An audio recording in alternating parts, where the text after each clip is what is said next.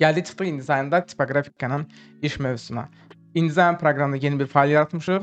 A5 formatda bir yaratdığımız faylın ölçüsünü kontrol etmək üçün menyudan File, Document Setup ya da Ctrl-Alt-P hotkeyini basmaq lazım ki, bu səhifə açılsın və açılan səhifədə də doğrudan da formatın A5 148-in 210 mm olduğunu görərik.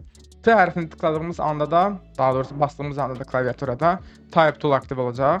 Photoshop və Illustratordan fərqli olaraq burada point mood rejimi yoxdur. Yəni bir dəfə tıklayın belə sonsuza qədər uzanan mətn daxil edim. Yox, elə şey yoxdur. Burada InDesign ancaq sərhəddini tanıyan paragraf bloku ilə işləməyi sevir.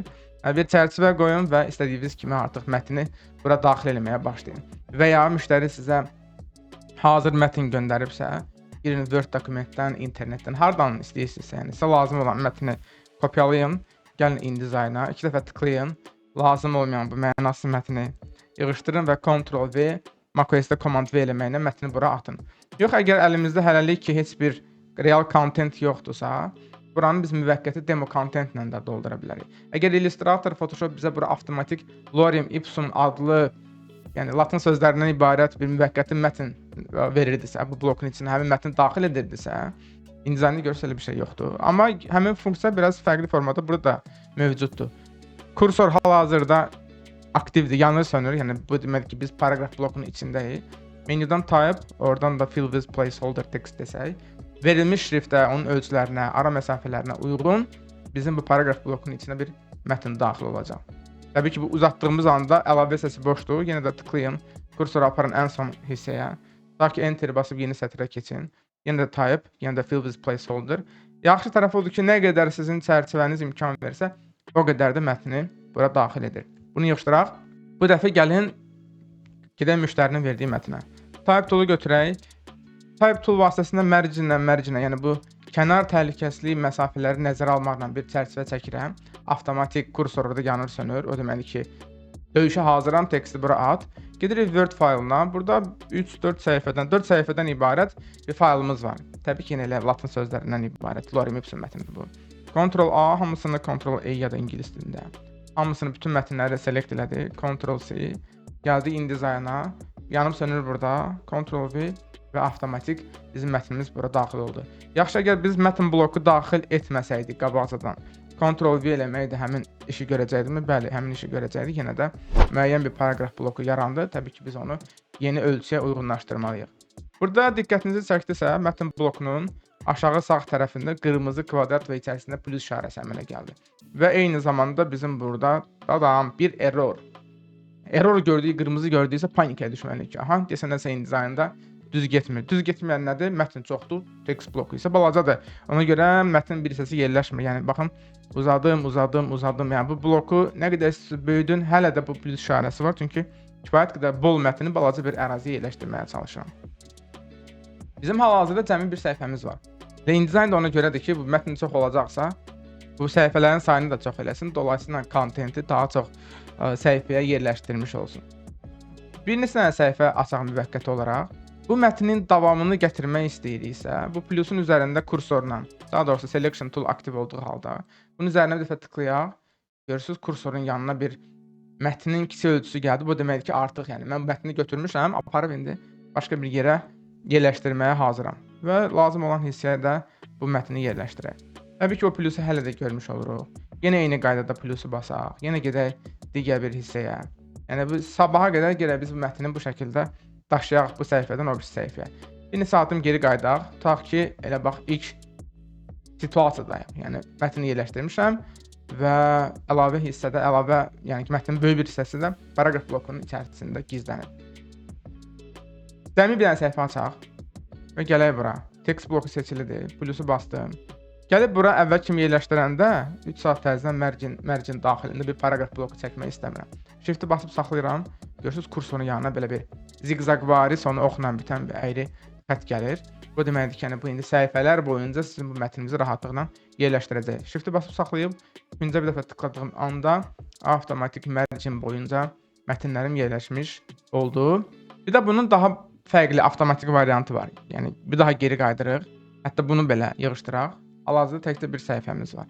Heç mətni Word-ə get, buradan kopyala yox. Birbaşa Word faylını belə biz artıq rahatlıqla bura yerləşdirə bilərik. Bunun üçün menyudan File və Place və ya Hotkey olaraq Ctrl-D macOS-də Command D-ni basmaq lazımdır ki, bizim belə bir səhifəmiz açılsın və bizim həmin InDesign papkamızın, folderimizin içində daha əvvəldən InDesign document deyə bu sənədi hazırlamışam və open eləyirəm.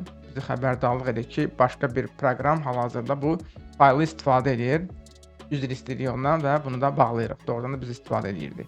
Okeylədik və görürük ki, bəli, mətn belə deyək ki, contenti Word-dən artıq InDesign-a doğru desən yüklənməyə başlayıbdır. Biz bu şəkildə də eləyə bilərik, yox da bu yolları artıq keçmişik də. Shift-i basıb saxlayaq və yuxarı künc tərəfdə tıklayaq.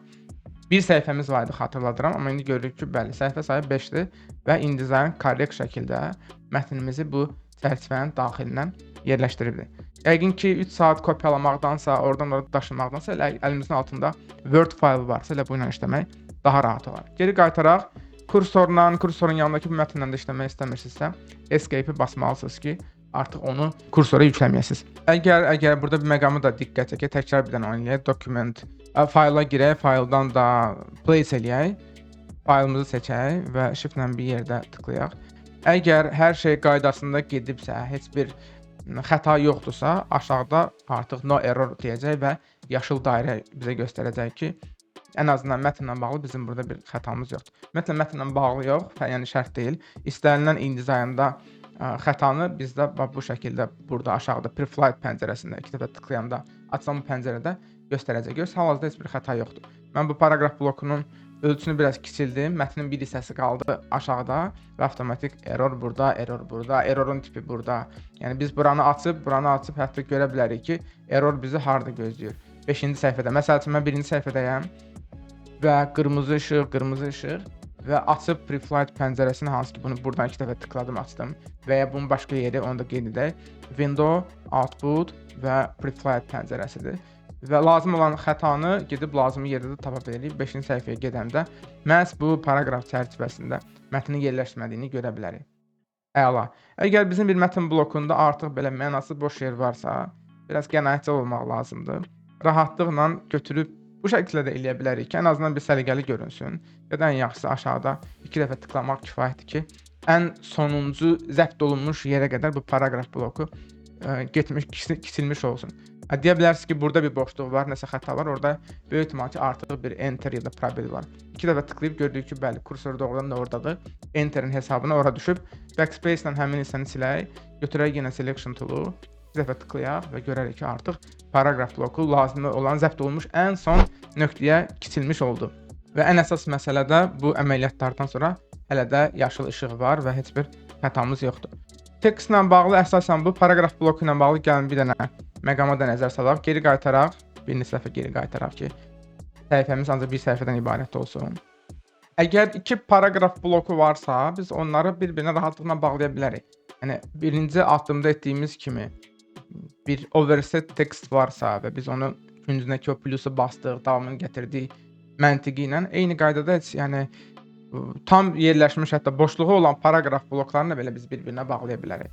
Yəni mən istərdim ki, bu paragraf blokunun davamı olsun bu. Yəni bu gəlib elə və bura yerləşsin. Tamam, içəri girərik 2 dəfə.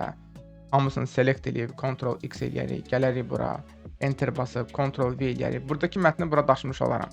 Amma bunu bir avtomatlaşdırmaq da olar. Artıq yəni danışdığımız kimi, qeyd etdiyimiz kimi. Götürdük bu text blokunu. Qırmızı işığın olması, qırmızı plusun olması şərt deyil.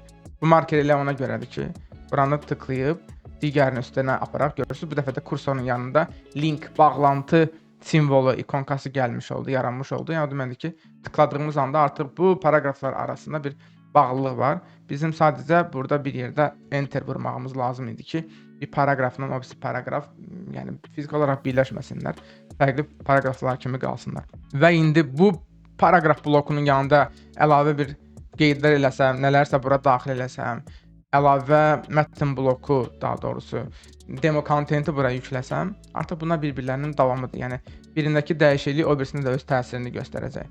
Görürsünüz, burada mətni qısaltdıqca avtomatik bu paragraf bloku da kiçilir və davamını belə deyək ki, birinci sütunda davamını birinci sütuna doğru daşımış olur.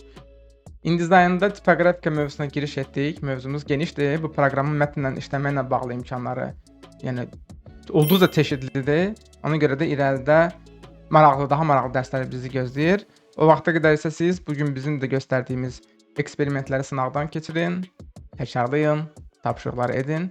Növbəti dərsdə görüşərik.